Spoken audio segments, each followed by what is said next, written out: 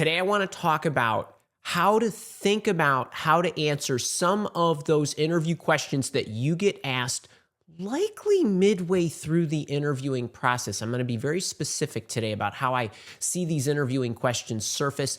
And they're anything related to those questions you tend to worry about because either they're so general, like tell me about a disagreement or a challenge you overcame or a problem you solved, or they're asking you for your style, like what's your leadership style or your leadership approach or whatever that might be. And you're just not quite sure how to answer these. And I want to bring some color and a new way of thinking about how to answer these so that you can score, you can max out your scoring. And what a lot of people do is they make a huge mistake when they prepare for interviews, because one of the biggest, among the umpteen mistakes that job candidates make when they prepare for job interviews, one of the biggest mistakes that they make is first thing they do is they start preparing backwards for an interview. What I mean by that is instead of thinking about what do I need to say, what does the employer need to know, what goals do they have, what aspirations do they have, what problems do they have, and how can I tell stories that articulate how I'm going to address that or how I'm going to help them transform. What a lot of job seekers do is you think backwards. You think, what questions am I going to get asked? Like, what's my leadership style, or a disagreement or a challenge? And you try to think in a vacuum about stories you want to tell because you think they're good examples to address that particular issue.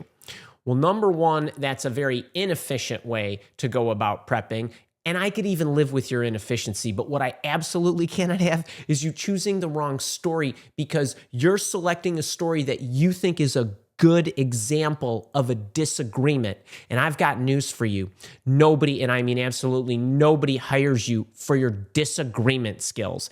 No one even hires you for the way you lead people. No one, and I mean no one, hires you for the way you solve problems. That's just not what they hire you for.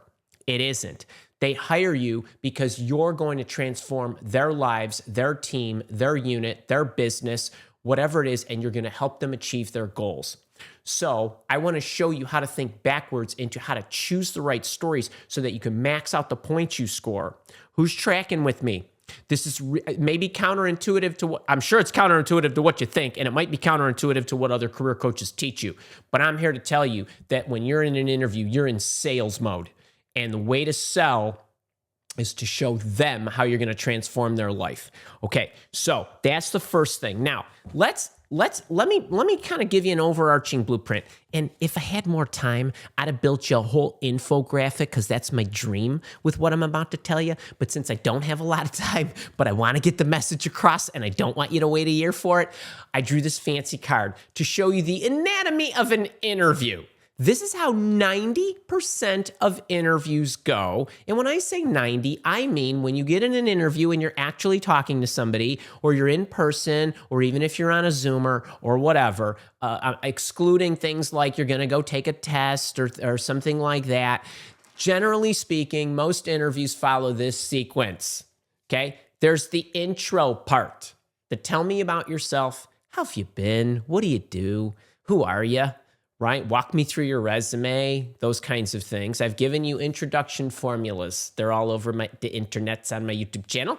And then there's what I call a power story. The power story is one of your more complete stories. Not when I say complete, I don't mean 20 minutes. I just mean as fast as possible, as soon as possible in the interview. You want to bring forward a story that helps the employer understand how you're gonna transform them based on a story that you've created from scenes from your work life, okay, where you've done something very similar. And so when you look at a job description, you're looking at what is it they want me to do? What deliverables am I going to be responsible for? What are their goals, whether they explicitly state them or whether I can infer them? What are some of the challenges that they likely are going to need me to help them overcome? And you're looking for a story that addresses all of those. one neatly packaged story. That's what I call a power story. Now, it's great if you have one where you've done something like what they need you to do. You've done it in a different environment, but it looks just like what they're going to need you to do in their environment. That's the nirvana.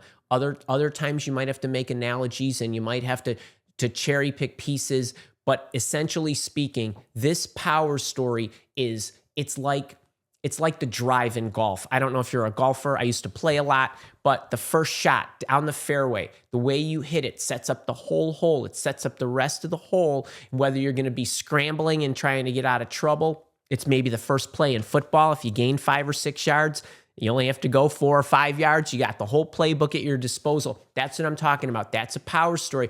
And if you're wondering what a power story looks like or how to tell your power story, I have videos on my YouTube channel about my CAAR technique. It's CAAR. You can just look it up and you can find out a lot more information on that.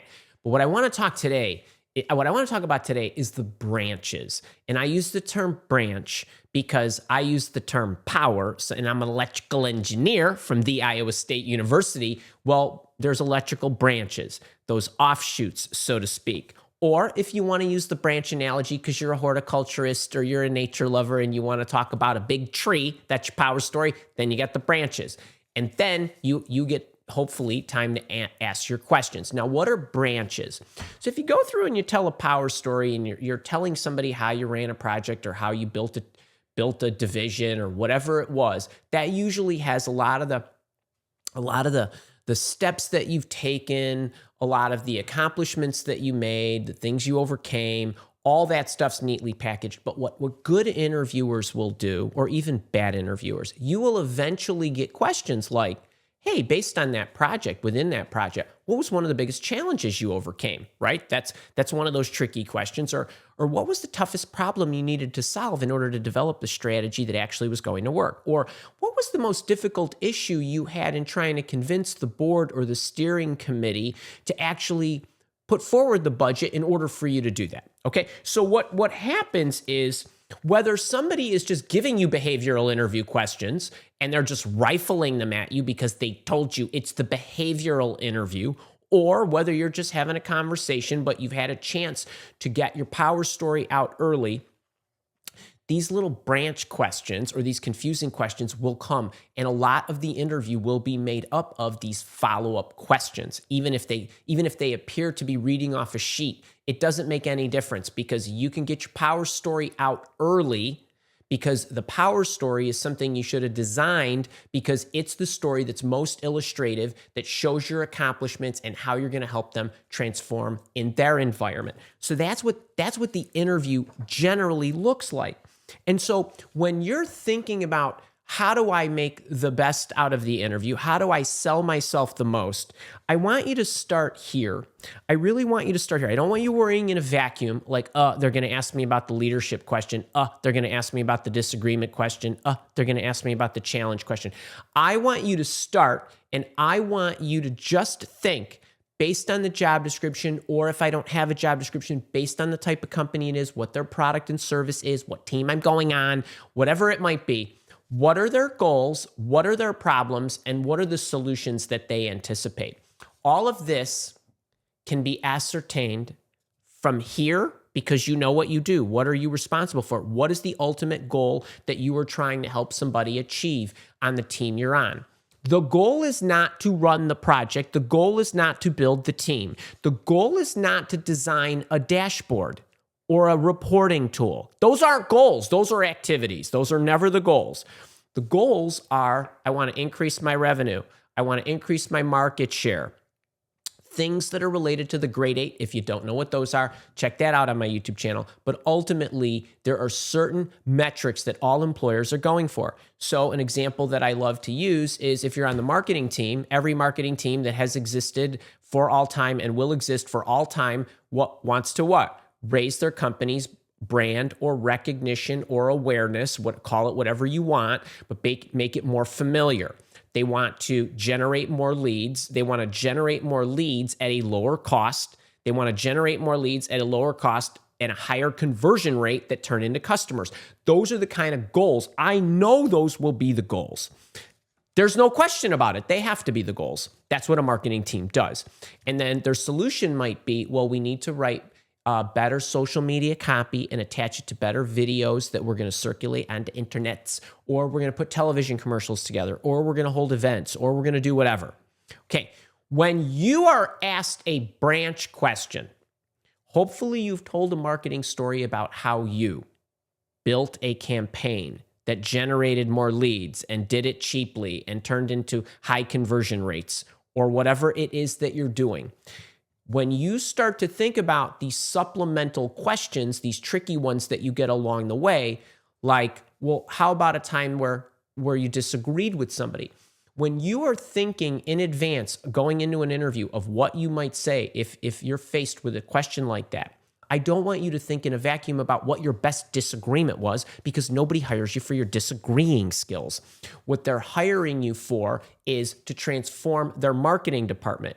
The disagreement that you want to choose, or the leadership example you want to choose, or the influential example that you want to choose, or whatever it is that they're asking you, needs to be in the context of what it is they want you to accomplish for them. So I'm able to do this in these situations, and this is how it's going to affect you. So the first thing you need to do is select your story in the context of their goals, their problems, and their anticipated solution. And then once you select the story correctly, you want to prime the story. I call this the context. But whether it's a behavioral interviewing question or a situational question, or you're telling a story about a project, makes no difference. You always, always, always want to preview the story, first step one, with the answer and the result. Anybody who tells you otherwise has absolutely not clue one about what works in sales. Okay? If I'm a health coach, the first thing I'm going to do is show you somebody who lost 50 pounds on my program, right? He dropped 50 pounds. She dropped 50 pounds in 1 year, or whatever it is. Want to know how I did that? So you got to get their attention early with the result. What could the result look like? It could look like there was a $40 million opportunity. I'm foreshadowing. There was a 6-minute wait time for our customers. They were pissed. Okay. You're telling me likely, what the issue was, the context, the challenge in a metric form, and I'm going to assume that whatever follows is the path to fix it at a minimum. So you're always foreshadowing. I had a 2-day lag in the turnaround time when our staff put in their tickets related to their PCs that weren't working. Whatever it is, that comes out early and it comes out first. Second thing is, I always want you to ask, well, what is it that I'm trying to sell today? What is it that I'm selling? And so when you think about, they're asking me a disagreement question, but I'm not selling disagreeing skills. I'm selling my organizational skills. I'm showing how I'm a great operator within a team. I'm showing that I know how to transform their marketing department. When you're thinking about how you're going to sequence out your story, it has to include the components that you are selling, and you will always be looking and selling them in a fashion where it's, what is it that the employer wants to accomplish? What are those skills I'm trying to show them I have? I can see them on the job description because they spelled them out for me, or I can infer them because I know what kind of skills a good project manager has, a good salesperson has, a good accountant has. And then I want to show them how it's going to happen in their environment. And then I want to show them how they're going to transform. That's what you're selling. So when you're looking at telling a story, once you prime the result and you tell them what the challenge is, regardless of how the question flies into you, then what you're ultimately giving them, which they're ultimately buying, and this is where you're going to win the story, is in the steps. So if you get a disagreement question, if you get a leadership question, if you get an how did you influence question, or whatever it might be, when I need to, or when I find myself in a disagreement, when I find myself in a situation where I need to influence the management team, where I need to pitch my solution, where I need to lead my staff, when I need to handle a problematic employee.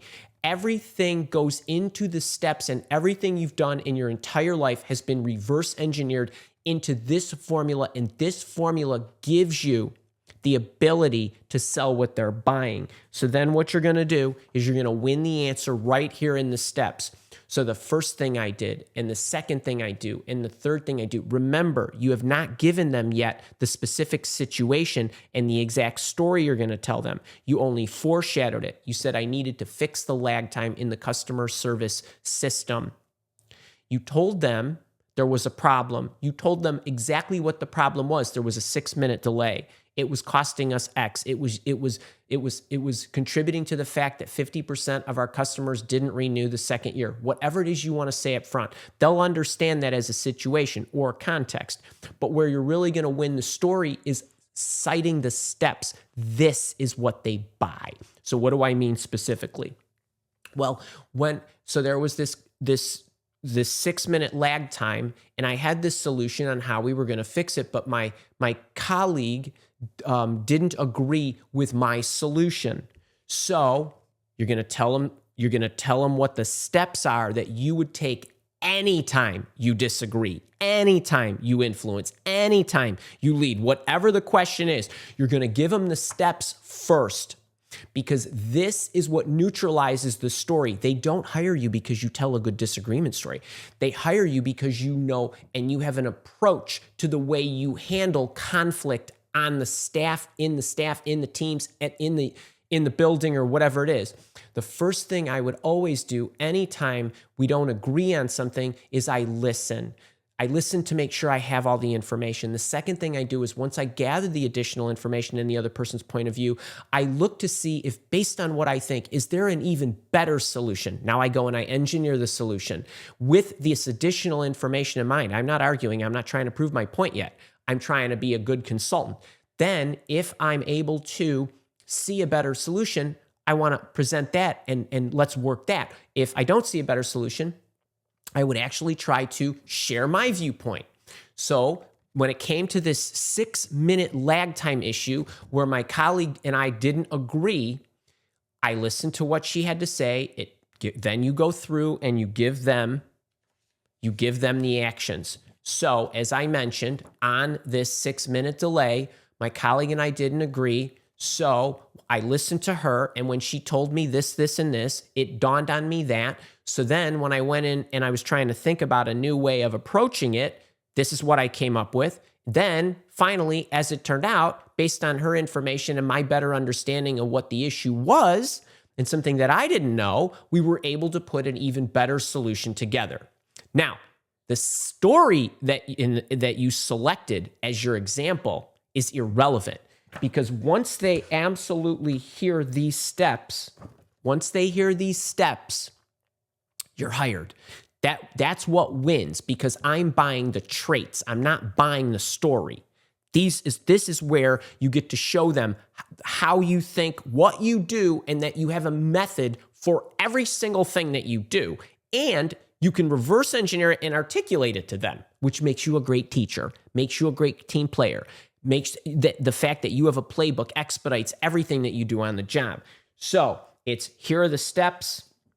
When I need to, here's what I do. Here's the example that I was telling you about. And then at the end, with the result, you always want to have the echo of the result. You always want to have a crescendo. So we not only were able to eradicate that 6-minute delay, we got it down to 15 seconds. But what we were also able to do was, and what then happened was, the retention rate went up from 50% to 75%.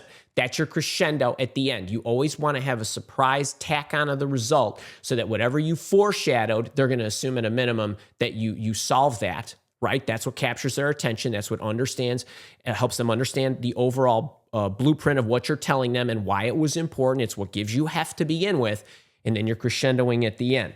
So just to recap this, I want you to remember that you're going to spend a lot of your interview time in these branches with these ridiculous questions that they ask you.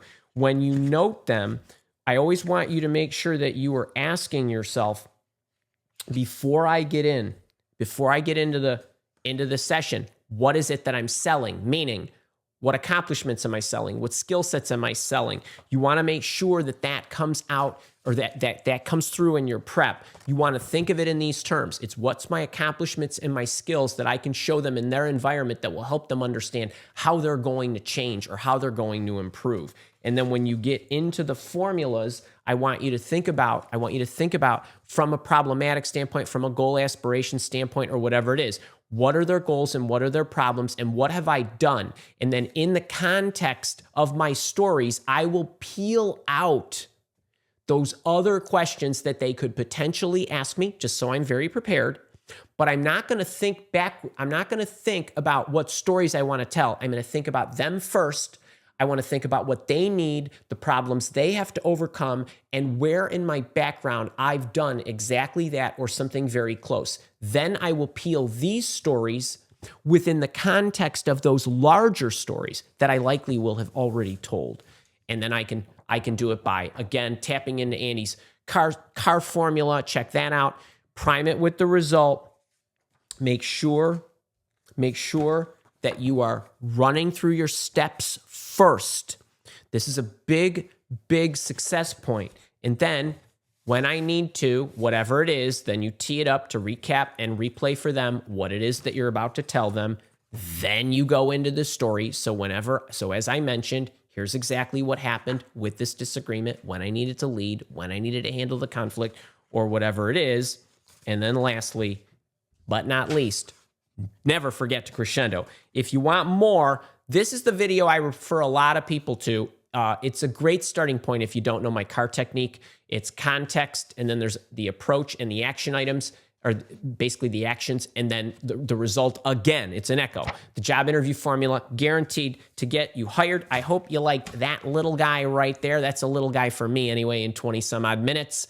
If you enjoyed it, please click the like button. Share this. People need help. And if you're here with me live, we're going to the chat. If you're watching this on the recording, I'll see you next week.